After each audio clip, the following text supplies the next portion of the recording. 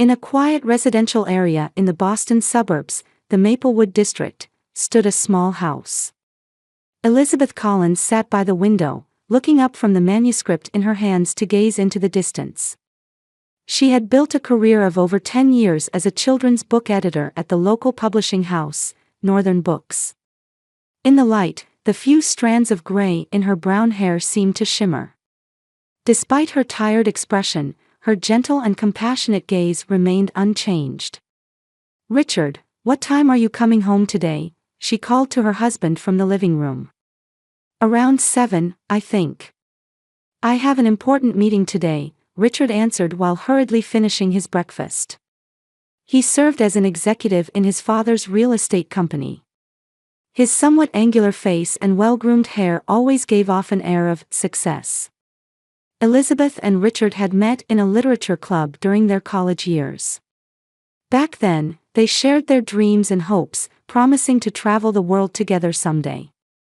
Now, 7 years into their marriage, that promise had been quietly shelved. Their lives had become increasingly bound by the expectations and traditions of the Morrison family. "It's about time for your hormone injection, are you all right?" Elizabeth could sense a mix of concern and impatience in Richard's kindness. They had wanted children since they first got married, but hadn't been blessed with any, and had started fertility treatments 3 years ago. The doctor had told them, "We haven't found any significant issues, but there's a possibility of unexplained infertility that's preventing conception." "I'm fine, I'm used to it by now," Elizabeth smiled, though her eyes remained clouded. Richard's family, the Morrisons, were known locally as an old-established family. His father, Harold, was a stern man with salt and pepper hair and permanent wrinkles between his eyebrows. As the founder of Morrison Real Estate, he wielded significant influence in the greater Boston real estate industry. His mother, Grace, was a central figure in local society, hosting various charity events and commanding respect as Mrs. Morrison. However, behind her refined appearance lurked a harsh, judgmental eye and unforgiving words. Richard had 2 siblings. His sister Victoria served as the sales director in their father's company, displaying such skill that she was known as the Iron Lady. His younger brother Bradley worked as an internist at the local hospital. He was the only one in the Morrison family who treated Elizabeth with kindness. From the beginning of her marriage, Elizabeth had struggled with her relationship with the Morrison family. The barbs and indirect criticism, especially from Grace and Victoria, constantly wounded her heart. "Beth works at a small local publishing house. But eventually, she'll devote more time to the home," Grace would say whenever she introduced Elizabeth to her friends, making Elizabeth feel that her career was being belittled. "She's really not from a suitable background for the Morrison family, is she?" Elizabeth had once accidentally overheard Grace saying to a friend on the phone. Elizabeth's father had been a high school English teacher, and her mother had passed away early. She had been raised by her grandmother Edith, who had also died 5 years ago.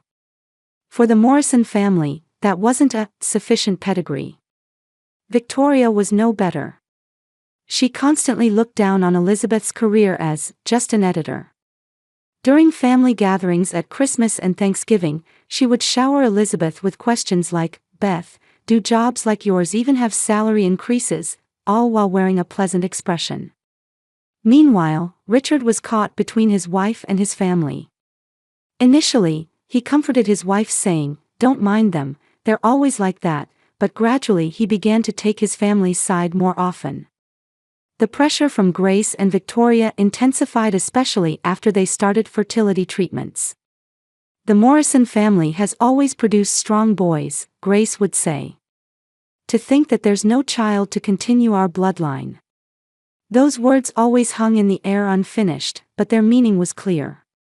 Victoria was more direct.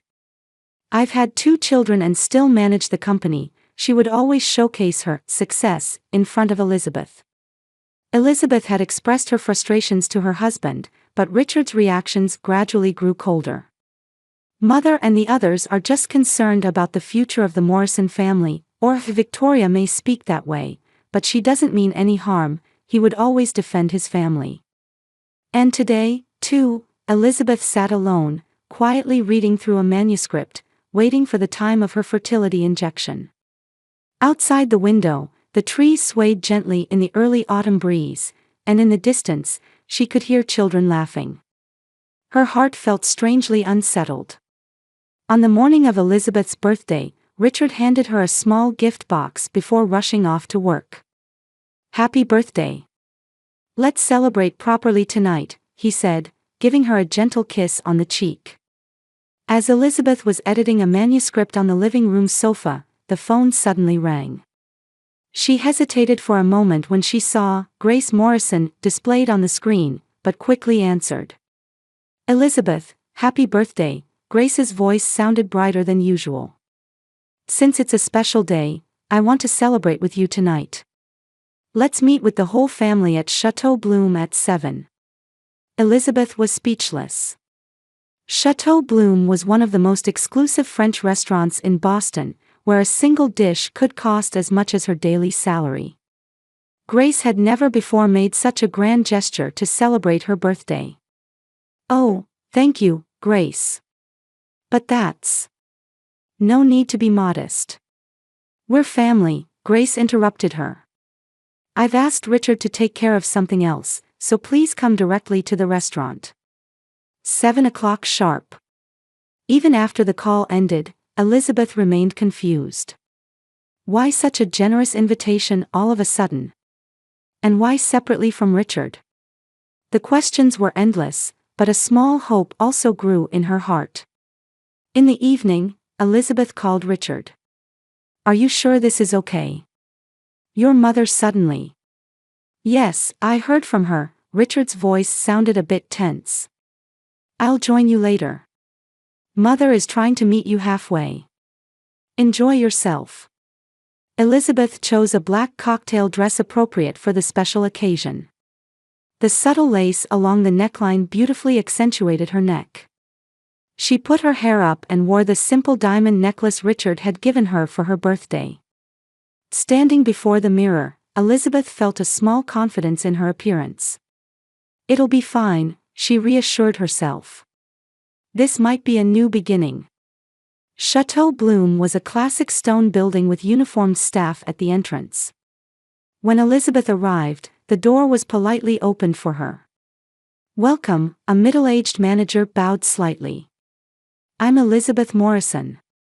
I have a reservation at 7. A look of recognition crossed the manager's face. "Ah, the Morrison reservation. This way, please." She was led past the luxurious main dining area to a private room in the back.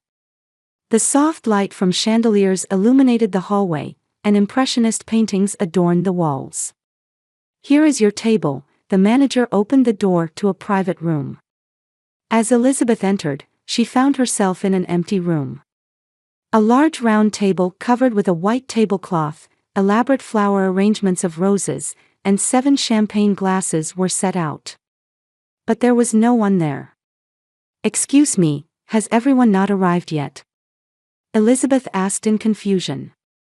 The manager gave her a puzzled look. "All the Morrisons have already arrived. Please wait a moment." With that, he closed the door and left. Elizabeth slowly looked around the room. She noticed a small envelope placed on the table. Her name was written on it in elegant script. With trembling hands, Elizabeth picked up the envelope. When she opened it, 2 documents fell out. One was an official legal document, divorce papers. The other was a note in Grace's handwriting. "Happy birthday. The infertile defect must go. Without you, Richard can have a real family. Grace." Elizabeth's world stopped. Her vision blurred, and she could hear her heartbeat in her ears. The divorce papers already had Richard's signature on them. And on another piece of paper was a handwritten note from Richard. "I want to leave an heir for the Morrison family. It's no longer possible with you. I've already moved to another apartment. Goodbye. Richard." Elizabeth's hands trembled, and the papers fell to the floor. Hot tears rolled down her cheeks. "So this is how a 7-year marriage ends," she said aloud. The air in the room felt heavy, almost suffocating around her. She collapsed into a chair, unconsciously touching her ring. The memory of receiving this ring 7 years ago, full of hope and love, was vivid in her mind. And now, it had all crumbled in an instant. But amid the shock and sadness, another emotion began to rise from within Elizabeth. Faint at first, but gradually growing stronger: anger. Grace's cruel words, Richard's betrayal, and the fact that they had chosen Elizabeth's birthday for such a cruel act. She slowly stood up and wiped away her tears. "Defect," she repeated in a small but firm voice. Suddenly, determination filled Elizabeth. She went to the door and pressed the button to call the waiter. A young waiter appeared. "How may I help you, madam? Who is paying for tonight's dinner?" Elizabeth asked calmly. "It has been prearranged on Mr. Morrison's credit card," the waiter replied. A small smile appeared on Elizabeth's lips. "In that case, I'd like to order the finest dinner course and champagne. For one person." "Certainly," the waiter nodded and left. Elizabeth returned to the table and deeply inhaled the scent of the flowers. She put the divorce papers back in the envelope and tucked them into her bag. "This isn't the end," she quietly told herself. "This is the beginning." The champagne was brought in. Bubbles danced in the glass. Elizabeth gazed at them while beginning to formulate a plan in her mind. There was a light of determination in her eyes. 3 months had passed. Elizabeth was looking at the snow piling up outside the window of her small apartment. The divorce proceedings had gone surprisingly smoothly. The Morrison family's lawyer had handled everything, urging Elizabeth to sign quickly in exchange for her share of the joint property. She didn't even hire her own lawyer, quietly and swiftly accepting the separation from her past life. She never met Richard face to face, everything was done through representatives. There were no messages from him, no apologies, nothing. As if their 7-year marriage had been an illusion. Elizabeth picked up her coffee cup and looked at the envelope placed on the small kitchen table in her apartment. It was addressed to Ms. Elizabeth Collins. After the divorce, she had reverted to her maiden name. The envelope had arrived yesterday. It was from a law firm in Sayville, a small town in Cape Cod, Massachusetts. She hadn't opened it yet. The phone rang, pulling Elizabeth from her thoughts. "Hi, Jennifer," it was a colleague from the publishing house. "How are you? I've been worried since I haven't seen you around." "I'm fine, thank you," Elizabeth smiled. Jennifer was one of the few friends who had stood by her after the divorce. "I'm just taking a little break." "I understand. But you can come back anytime. Everyone's waiting for your manuscripts." After the call ended, Elizabeth turned her attention back to the envelope. Taking a deep breath, she finally opened it. "Dear Ms. Elizabeth Collins, we respectfully inform you regarding the execution of your grandmother, Edith N. Collins's will." Elizabeth's eyes widened as she read through the letter. Her grandmother Edith, who had been like a parent to her since childhood, had passed away 5 years ago. At the time, Elizabeth thought her inheritance consisted only of a small savings account and mementos. However, according to this letter, grandmother Edith had secret assets. Investments she had started in her youth had quietly but surely grown into a substantial fortune. And Edith had named Elizabeth, her only grandchild, as the heir. Assets totaling approximately $8 million will be transferred to you through a trust fund. As per Edith's instructions, this information was not to be disclosed until you reached the age of 35. Elizabeth dropped the letter and collapsed into a chair. $8 million. The figure danced in her head. Was this a joke? But the attached documents, the lawyer's signature, everything looked genuine. The next day, Elizabeth headed to Cape Cod and met with the lawyer, Jonathan Fisher. The gentle middle-aged man with gray hair confirmed everything. Edith was a wise woman, Jonathan said. She continued investing steadily from a young age, and her talent was remarkable. However, she always preferred a modest lifestyle and never publicized her wealth. But why didn't she tell me? Elizabeth asked. When I got married, when I was getting my education. Edith wanted you to carve out your own path in life, Jonathan smiled. And she specifically added the condition about waiting until you were 35 so that this inheritance wouldn't affect your marriage. Elizabeth was enveloped in complex emotions. If she had known about this inheritance earlier, would her relationship with the Morrison family have been different? Would Grace have still looked down on her for not being from a good enough background? Would Richard have still abandoned her? No, that's not the case, she told herself. Even with money, their essential nature wouldn't have changed. Elizabeth confided in Jonathan about her recent situation, the divorce, the Morrison family's treatment, and her current circumstances. Jonathan listened to her story with empathy and understanding.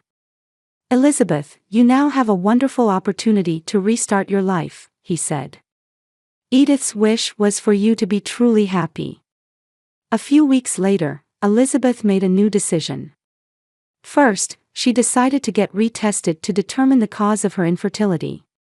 In the office of Dr. Sarah Chen, a renowned reproductive medicine specialist in Boston, Elizabeth was informed of a shocking fact. Elizabeth, Dr. Chen took her hand. There's nothing wrong with you. Actually, upon closer examination of the previous medical records, the cause of infertility was on Richard's side. What do you mean? His sperm count is extremely low, and motility is poor as well. This is a congenital issue, and the chances of conception were quite slim, Dr. Chen explained gently. These test results should have been communicated to Richard by the previous doctor. Elizabeth was stunned. But I never heard about this. Unfortunately, male infertility is often difficult for the individual to accept. Especially in families that place a high value on lineage. Dr. Chen's words echoed in Elizabeth's mind. Richard had known. And so had his family. Yet they had treated her as the defect. For the sake of the Morrison family's male pride. Knowing this truth, something changed within Elizabeth. It wasn't sadness or anger, but a quiet sense of liberation. She no longer needed to blame herself. By spring, Elizabeth had made a big decision. She decided to open a small bookstore specializing in children's books, a dream she had long held. She rented the first floor of an old stone building in Boston's Beacon Hill district and named it Edith's Bookshelf. The name, chosen in honor of her grandmother, seemed to give her strength. The bookstore's opening was a small event, but thanks to her connections in the publishing industry, local authors also attended. A reading corner for children, a cozy area with comfortable sofas, and shelves lined with carefully selected children's books. Elizabeth felt like she had finally found her place. One evening, she was reading the business section of the local newspaper. There was news that Morrison Real Estate was facing a management crisis. The real estate market had cooled due to the impact of the COVID pandemic, and Harold had accumulated substantial debt from a large project. Furthermore, several investments had failed, and the company was rapidly falling into financial difficulty. Richard's name was also mentioned in the article. He had lost his position in his father's company and was looking for new employment. Also, according to rumors, he had planned to remarry a young socialite soon after the divorce, but those plans had also fallen through due to the Morrison family's economic decline. Even after reading the article, Elizabeth didn't feel any particular emotion. The anger and sadness of the past no longer dominated her heart. The past is the past, she murmured, looking out the window.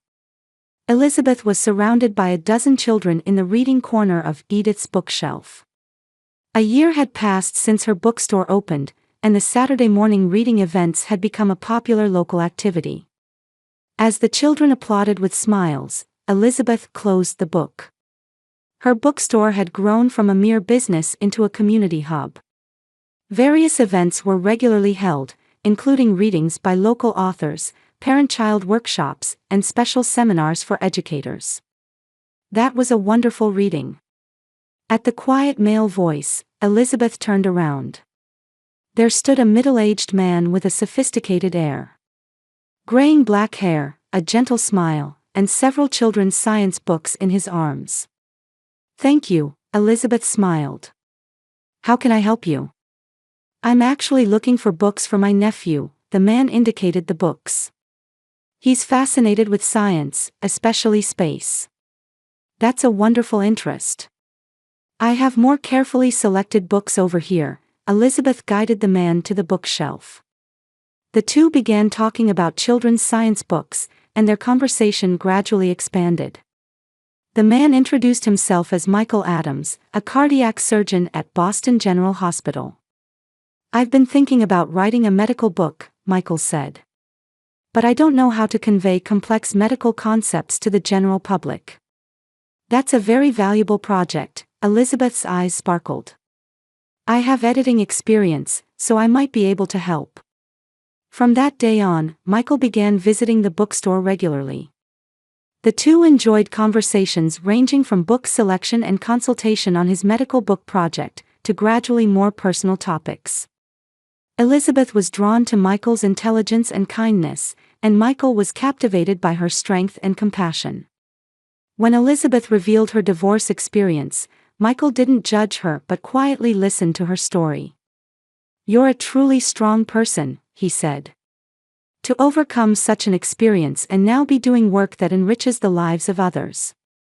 Around the time their relationship was deepening, an unexpected visitor appeared. While Elizabeth was checking the accounts in the bookstore's office, there was a knock at the door. "Come in." The door opened, and there stood Richard. Gone was his confident appearance, he had a tired face and seemed to have lost some weight. There were fatigue circles under his eyes, and he looked noticeably older than a year ago. "Elizabeth," he hesitated, standing still. "Will you hear me out?" Elizabeth felt a momentary flutter in her chest but quickly regained her composure. "What do you want?" she asked calmly. "I was wrong." Richard entered the room and closed the door. "I want to sincerely apologize for that night on your birthday. I was being manipulated by my mother and Victoria." Elizabeth silently listened to his words. Her former husband's face showed shame and regret, emotions she had never seen in him before. "The company is on the verge of bankruptcy," Richard lowered his voice. "Father has taken to drinking, mother has been abandoned by her friends. Victoria has transferred to a small company in Chicago. We've lost everything." "And?" Elizabeth questioned without showing emotion. "Actually, our inability to have a baby was my fault," Richard lowered his eyes. "Bradley confirmed it medically. But mother said it was a family disgrace and told me to hide it." Elizabeth's heart swayed with complex emotions. Anger, sadness, and a strange sense of release. But her expression remained calm. "I blamed you then. I made it your fault," Richard's voice trembled. "I'm truly sorry. I understand now. You were a wonderful woman. I threw away the best wife for my family's foolish pride." As Richard was about to continue, Elizabeth's cell phone rang. "Excuse me," she answered the phone. "Jessica, what is it?" "It's from Mrs. Morrison," Elizabeth's secretary reported in a panicked voice. "She says her son Bradley has been hospitalized in an emergency. She says she needs to talk to you." After hanging up, Elizabeth's expression was filled with tension. "Bradley's been hospitalized." The color drained from Richard's face. "What? What happened?" The two rushed to the hospital. In the intensive care unit of Massachusetts General Hospital, Bradley lay in bed with a pale face.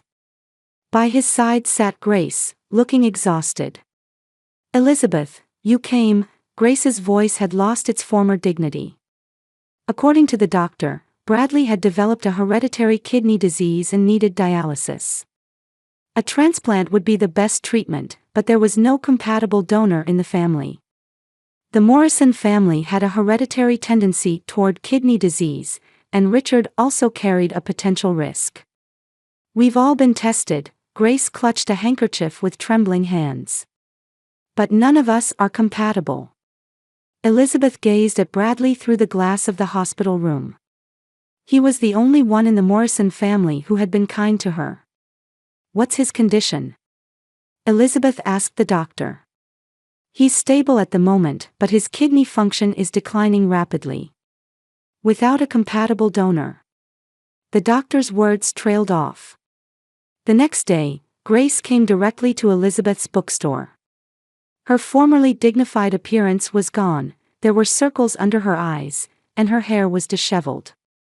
"Please, Elizabeth," Grace's voice choked. "Help Bradley. Would you consider getting tested for compatibility?" Elizabeth looked at her former mother-in-law, who had once called her a defect. The woman before her was no longer that arrogant Grace Morrison. She was just a mother concerned for her son's life. "Why are you asking me?" Elizabeth asked quietly. "You were always compassionate," Grace lowered her eyes. "And we have no one else to turn to now." After deep consideration and consultation with Michael, Elizabeth ultimately decided to get tested. Michael, as a doctor, supported her decision while worrying about her health and the psychological impact. "This is a big decision," Michael held her hand. "Considering what they did to you, no one would blame you." "But who would I become then?" Elizabeth answered quietly. "I would become just like them." The test results revealed that Elizabeth was compatible as a donor for Bradley. She could donate part of her kidney. The day before the surgery, Elizabeth visited Bradley's hospital room. He smiled weakly. "Why, are you doing this for me?" Bradley asked in a hoarse voice. "This isn't about forgiveness," Elizabeth answered honestly. "I just want to do what's right as a human being." On the morning of the surgery, she quietly told Grace, "This isn't for you or your family. I'm just doing what's right as a human being. And this is my final gift to you." The surgery was successful, and Bradley began recovering. Elizabeth's act was covered in the local newspaper, further enhancing her reputation. But for her, it was the final form of reconciliation with the past. She had followed her own conscience and fully opened the door to a new life. 2 years had passed. During Elizabeth's recovery period from the surgery, Michael had been dedicated in supporting her. Not just with appropriate care using his knowledge as a doctor, but his kindness and patience had fostered a strong bond in Elizabeth's heart. "Are you ready?" Michael peeked his face through the living room door. Just a moment more, Elizabeth was fitting pearl earrings in front of the mirror. A peaceful satisfaction showed on her face. A year ago, Elizabeth and Michael had held their wedding ceremony in a small church. It was a warm ceremony surrounded by colleagues from the publishing industry, regular customers from the bookstore, and Michael's family. Elizabeth was dressed in an elegant but not flashy ivory dress, holding a bouquet made of flowers from her hometown. After the wedding, the two had renovated Elizabeth's house, creating a bright and open shared home. At the same time, they had also launched a support group for couples struggling with infertility. Their activities, utilizing Elizabeth's experience and Michael's medical knowledge, were giving hope to many people. And 6 months ago, a new joy had been added to their lives. Through an adoption agency, they had welcomed 6-year-old twin girls, Emma and Sophia. The sisters, who had a history of abuse, were initially wary, but gradually opened their hearts to Elizabeth and Michael's dedicated love. "Come on, girls, let's go." Elizabeth entered the living room and smiled at the twins in their pretty dresses. "Where are we going?" Sophia asked with curious eyes. "A special place," Elizabeth answered gently. "A place with important memories for me." The four headed downtown by car and eventually arrived in front of Chateau Bloom. It was the upscale restaurant where Elizabeth had once eaten her birthday dinner alone, crying. "Welcome, Mr. and Mrs. Adams," the manager politely greeted the four. He was a different person from 3 years ago. As they were being shown to the main dining area, Elizabeth noticed two figures sitting at a table in the back of the restaurant. It was Grace and Richard. Grace had lost her former glamour, and Richard clearly looked aged. They also noticed Elizabeth, and their eyes met for a moment. Elizabeth just nodded slightly, then looked away and returned to her family. Michael gently placed his hand on her shoulder, and the twin girls were absorbed in the dessert menu before them. "At that time, I thought it was the end," Elizabeth quietly told Michael. "But in reality, it was the beginning of my true life." From across the table, complex gazes from Grace and Richard could be felt, but Elizabeth was no longer trapped in the past. She was looking forward, cherishing the happy times with her new family. The pain of the past had indeed hurt her, but at the same time, it had helped her grow into a stronger, more compassionate person. The soft light of late summer streamed through the restaurant windows, gently illuminating the smiles of Elizabeth's family. It was not an ending, but the radiance of a new beginning.